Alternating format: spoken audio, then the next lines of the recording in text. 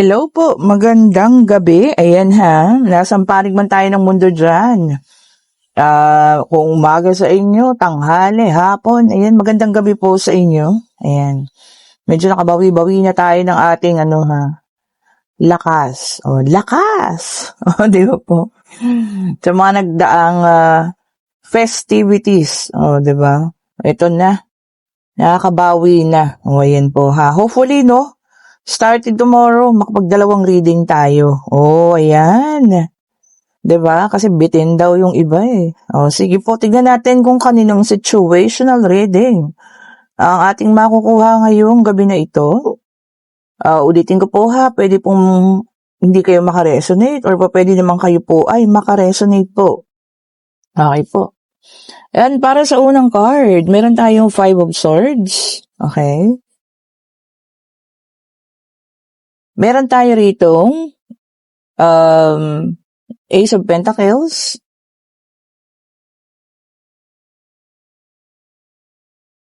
Kung para sa inyo ito, yan, definitely para sa iyo po ha, i-claim mo na. And meron tayo ritong Ten of Cups, okay? Signifies family. Yan pa natin, ano? Ang dami naman nito. Balik po natin ha. Tignan pa natin. Yan, meron tayo ditong Knight of Wands. O, ayan. Check pa po natin.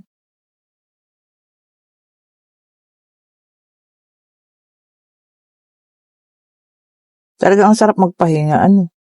Grabe. Sarap ng tulog. Ayan, Two of Swords. Pasensya na po doon sa mga hindi ko pa nasasagot yung text ha. Ay, chat. Sorry naman. Mamaya-maya po. Ayan. Kasi talagang nagpahinga ako maghapon. Kasi ramdam ko yung pagod ko. Ayan. Pasensya na po kayo ha. Yung mga nag-order, mamaya po. Ayan. Pasensya na po.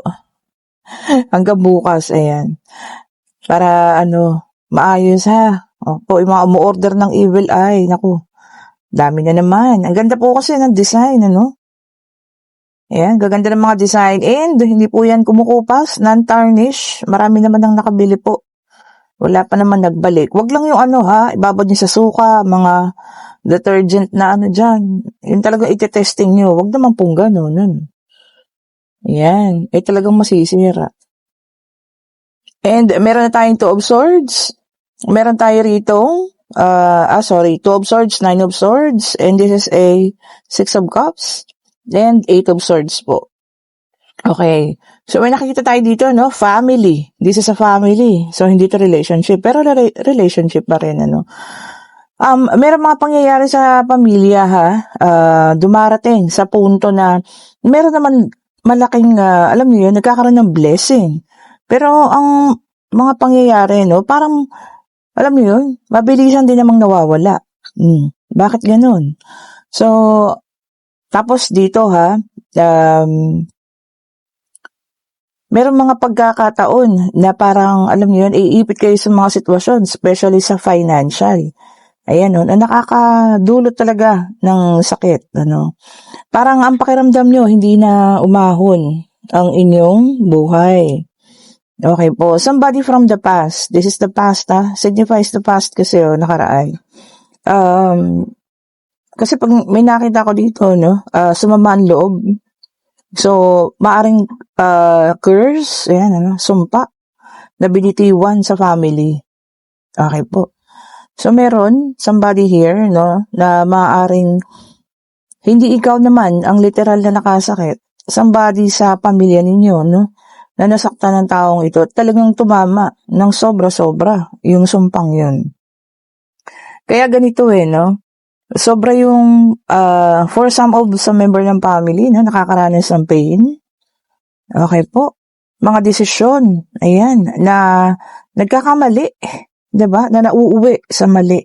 At nagkakaroon ng pakiramdam na parang, parang mali ako dun. Parang hindi tama yung ginawa ko dun. Ganun, So, that is part of ng sumpa or curse sa inyo, sa family. So, nandito tayo sa sitwasyon na gano'n, If ever kung kayo man po yung nakakaranas ng ganyan, alam niyo yun, yung meron naman dumarating. So, as I can say, meron, malalaking kaperahan, ayan. Pero parang hindi sapat-sapat pa, ba't parang kinakapos pa? 'Di ba? So, tapos in and out, may mga nagkakasakit sa family, ha. At alam niyo yun, sunod-sunod ang mga bagay na hindi magagandang pangyayari.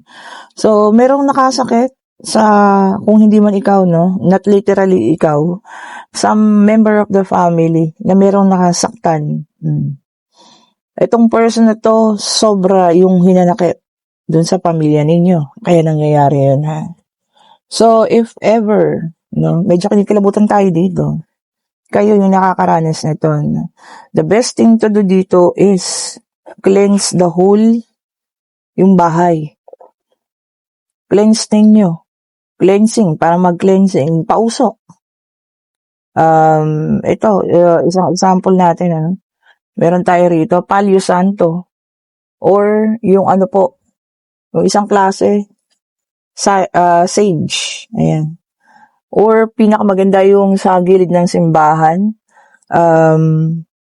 Ang tawag doon, yung talagang insenso at kamangyang. Yan. So, para lahat ng negativity, maalis na dun sa loob ng bahay ninyo. So, some of you hindi naniniwala, pero meron din namang iba na naniniwala po. However, sabi ko nga, wala namang masama kasi pagpapausok lang yan if susundin natin, sabi nga po. Wala namang kayong ginagawang spell or anything, but you are breaking, pipilitin mo or babasagin mo ang spell na to, o 'di ba? Sa pamamagitan ng pagpapausok lang every Friday, gawin mo yan every Friday sa loob ng isang buwan. Tignan mo, talagang gagaan, as in gagaan po lahat, o 'di ba? O same thing, see, this is about the family, okay, experiencing na hindi magagandang pangyayari as of now. So if ever kung talagang sa inyo ito, for some of you nakakaranas ang ganyan, madali lang po yan, magpabaga ka lang, tapos yung incense at kamangyang isabay mo, na ilagay dun sa malakas na baga, kahit kaserolang luma, ayan. Una mong gawin sa labas, papaikot, then saka mo ipasok sa loob ng bahay mo, bawat sulok, bawat kwarto, pausukan mo. Then sa gitna na pinaka-center ng bahay mo, doon na siya magstay hanggang mawala yung usok. Okay po, and then, alam mo yun, pwede mong usalin, mag-usal ka ng kung ano man, yung mga humaharang, kung ano man, yung mga negatibo, pwede na kayong makaalis. Okay, mga ganun, di ba? You are doing your own, di ba?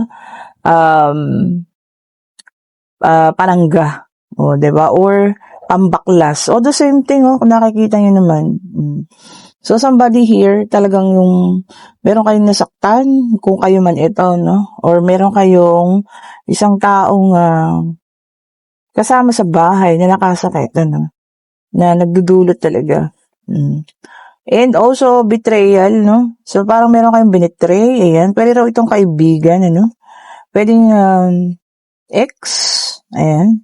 Nagawa ninyo ng hindi maganda. So, yung sobra-sobrang galit niya, So, ito yun yung nagpapahirap. Biruin mo yun, ikaw lang, or kung ikaw man, ang nakasakit, or siya man, or kung sino man sa member ng family mo. Pero ang buong affected is buong pamilya. See, kasi, yung negativity is ikaw na. So, yung negativity na binabato sa'yo, nung kung sino man tao nito, is dinadala mo sa loob ng family po. Okay? And then, meron tayong Ace of Cups. See? There will be new beginning. Panibagong pag-asa, which is good. Tama naman yan, Yun lang po, kailangan baklasin niyo yan. O, diba? Alisin niyo yan. Basagin niyo yan. Whatever the curse is, Yung ano man yan, na talagang alam niyo yun, inano sa inyo, binato sa inyo, alisin niyo po yan. And then, meron tayong 8 of Wands. Okay po. And sabi niya rito, kailangan nating magkaroon ng movement or action na pagmamadali. O, di ba? So, kailangan nating aksyonan na to. Kasi kung taon mo na tong nararanasan, within the year, kailangan ba maging ganyan pa rin? Of course not. 'Di ba? Kailangan alisin mo na yan. Sirain mo yan. Ikaw ang makakagawa niyan. No, 'di ba? And then, meron tayo ditong the strength, number 8. Huwag kang mag-alala, no? Ayan, no, sabi niya, your inner strength will be your guide. Oh, ang iyong kalakasan. Siyempre, hindi ka kaya niyan. 'Di ba? So, kailangan, ikaw din, mismo ang gagawa, ha? Lakas mo ng loob mo. Oh, yun, ha? And then, meron tayo rito, 7 of Cups. Okay po. Decision. O, tama. Kailangan mo ng pagdesisyonan, ha? Madali lang po yan. Mabilis lang siyang gawin, ano? Every Friday lang, do it. Gawin mo lang siya sa loob ng isang buwan. Tignan mo, magkakaroon ng malaking changes sa buhay ninyo. Buhay ng family mo, every member of the family, tignan mo, magkakaroon talaga ng malaking changes. And meron tayo ditong 7 of Pentacles. Ayan. Maganda pa nga, no, if ever nakakakuha kayo ng kamanyang, pasok niyo muna sa simbahan, makasabay sa misa. O, diba? Then, yung kamanyang na yun, and ano ba yung isang sinabi ko? Basta yung dalawang yun, na iuwi niyo sa loob ng bahay, ay, tingnan nyo, positivity is coming. Okay po, and sabi niya rito, no, do your manifestation. Yan, tama. Pagkaya yung sinabi ko kanina, no, manifest ka habang ginagawa mo. Like, sinasabi mo, matatapos to, mapuputol na to, kung sino man ang gumawa nito, babalik sa'yo to. Oh, napaka-powerful ng mga words na yan. Diba? More powerful ang ginawa niya sa inyo.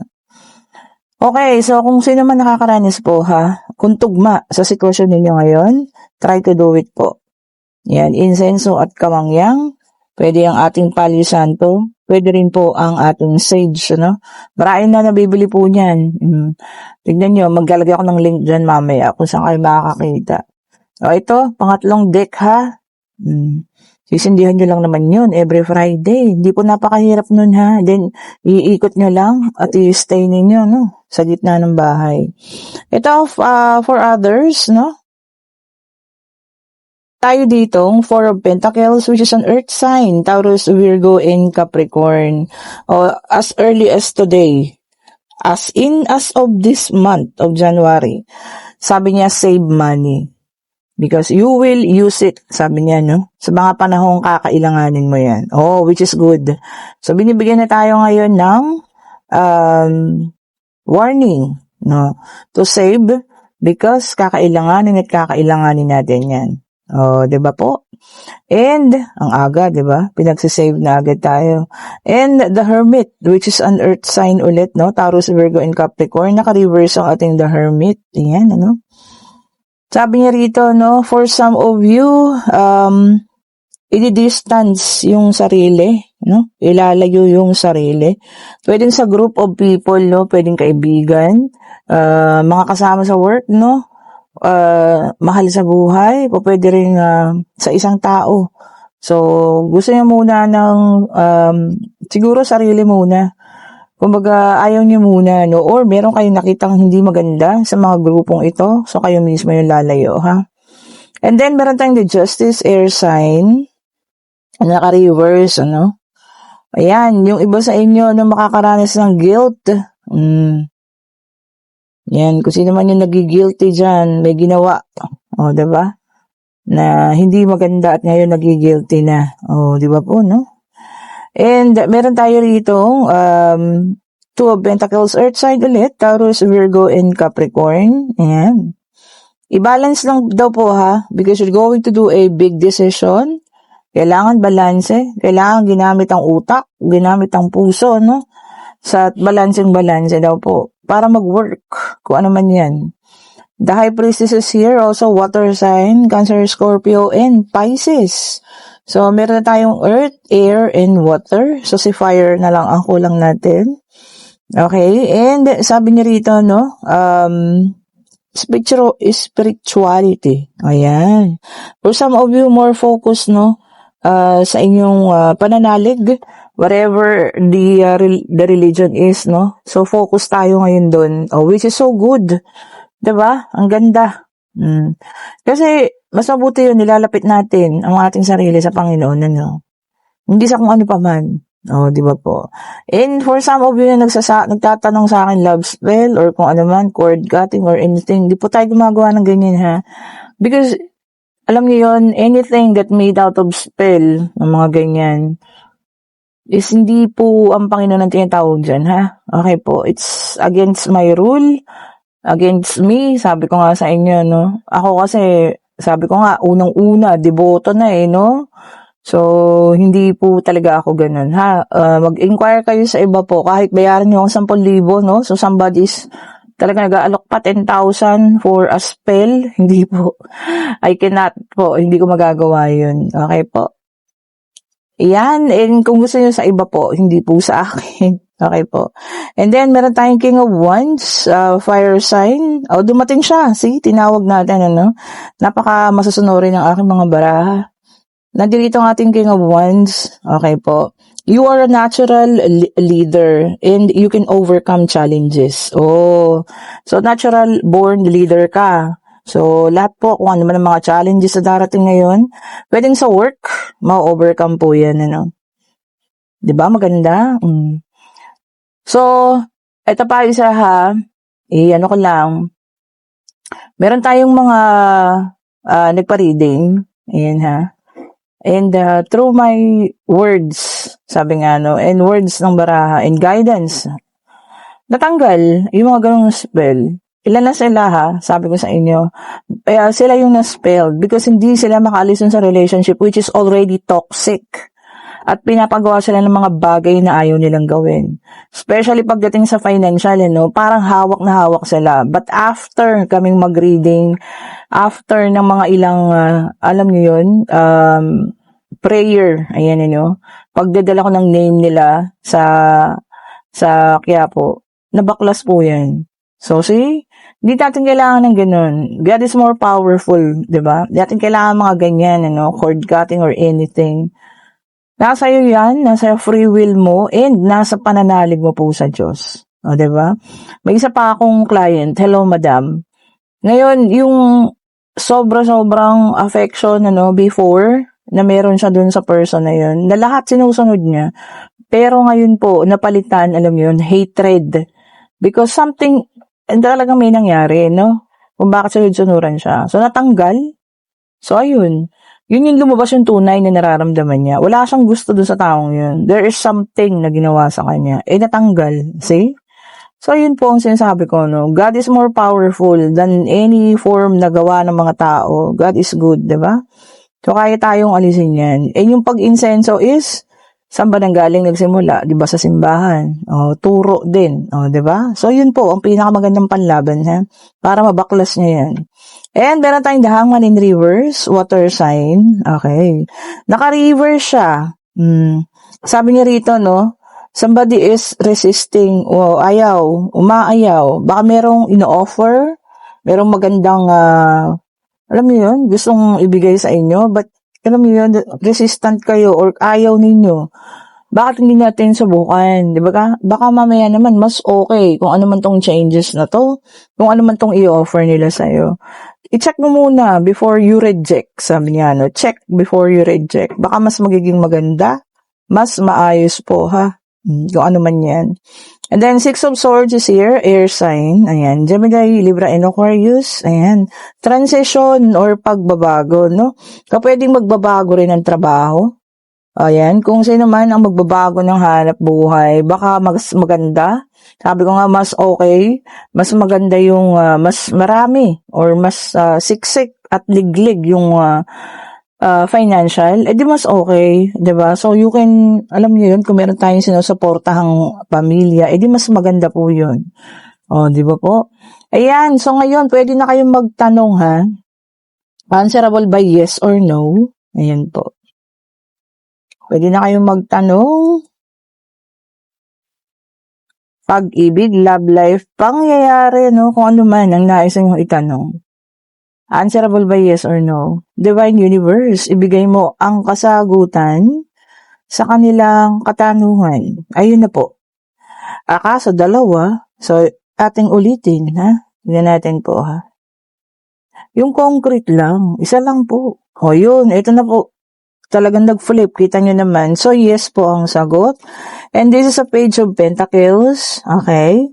So, sabi niya rito, no, there will be an excellent prospect. So, kung meron kayong tinitignan po pwedeng properties or kung ano man, ibig sabihin niya maganda raw po. So, ituloy ninyo, ha? Kung ano man po yan. Okay. And, syempre, kung gusto natin ng mga parangga, ha? Or mga panlaban, kung ano man. Oh, evil eye set. Ayan po, ha? Pwedeng, ito ay bracelet kasi to and this is a necklace, no? So, ayan. Set na ganyan. Ayan. Meron din ganito. Oh, yung classic. Oh, kasi gusto nila yung discreet lang, no? Or maliit lang. Hindi pansinin. So, marami rin kumukuha po. Ganyan. And of course, pwede namang ring and bracelet. Kung talagang gusto niya ng ano lang siya, no? Minimalist kayo or simple lang. Okay? And non-tarnish naman po lahat, ha? Hindi kumukupa. Sabi ko nga, wag nyo lang pagtripan na ilublob or kung ano man or i-test ninyo, no? Acid, ganyan. Siyempre po, masisira talaga yan. O, di ba po naman? And, salamat po sa mga bagong subscribers. Ayan, 18,000 plus na naman tayo, no? Thank you so much po sa inyo. Sa mga bumabalik, sa mga datihan na, sa mga lagi nangangamusta sa akin, Minsan hindi ako makareply, pasensya na po. Sobrang busy lang. Sabi ko nga, maraming nagtatanong, ba't hindi pa natin bitawan ang ating work? Hindi po eh. Sabi ko nga, kailangan ko ng pang-sustain po. Yung talagang, kasi ang YouTube, hindi naman siya ganun kaano pa po eh. Katibay, no? Kumbaga, hindi pa siya ganun. Kailangan ko pa talaga, no, yung talagang sustainable para sa mga alaga natin. Ayan. Kasi sila yung unang-unang priority po. Syempre sa inay, panggamot ng inay, no? Lahat po yan, no? Kaya kailangan ko pang mag-work. Okay po? Kasi yung iba nabibitin po sa reading, and yun lalo na yung monthly reading, ganyan, parang bitin daw. So, sorry naman po, ha? Pero itatry natin gawa ng paraan this 2026, no? Wait lang tayo dyan. Okay po, chill lang tayo. Thank you so much po ulit, ha? At sa mga papasok pa uwi, ayan, magpahinga na kayo. And, yung pala, yung mga nakabakasyon, ayan, tomorrow will be a big day. So, asahan na natin, babalik na tayo sa talagang eto na yun. Tapos na yung vacation mode. So, babalik na po tayo sa normal na buhay natin, ha. Thank you po ulit. Have a great evening. Stay safe po sa lahat. Today is, 4? Ayan. Tama ba? Baka magkamali na naman tayo. Yan, tama po. January 4 po. Thank you so much po ulit. Bye-bye po sa inyo.